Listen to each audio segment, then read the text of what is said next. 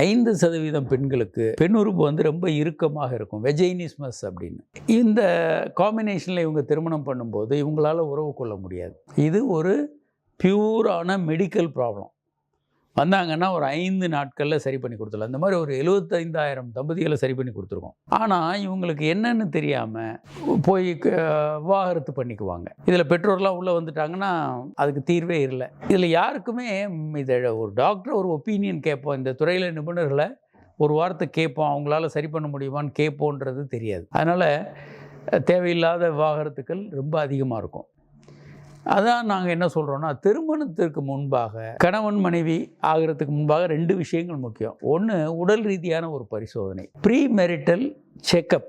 2வதாக premarital counselling. உறவுகள் பற்றி, உறவுகளில் சண்டை வந்து வாரத்து போகலாம். கணவனும் மனைவி எப்படி இருக்கணும், என்னென்ன செய்யணும், என்னென்ன அப்படின்ற விதிமுறைகள் இருக்குது. ஆனால் இந்த விதிமுறைகள் எல்லாருக்கும் தெரிஞ்சிருக்கா? இல்லை. செல்ஃபோன் மாதிரி எல்லார் கையிலையும் போய் சேரல, இன்னும் நிபுணர்கள் கையில் மட்டும் இருக்குது. கிறித்துவ திருமணங்களில் கொஞ்சமாக அது ரிலீஜியஸ் சார்ந்த சில விஷயங்களை சொல்லித்தர்றாங்க. அதுவும் விஞ்ஞானபூர்வமாக போகிறதில்ல. ஒரு விஞ்ஞானபூர்வமான பாலியல் பற்றிய ஒரு புரிதலை தம்பதியினருக்கு ஏற்படுத்தணும்.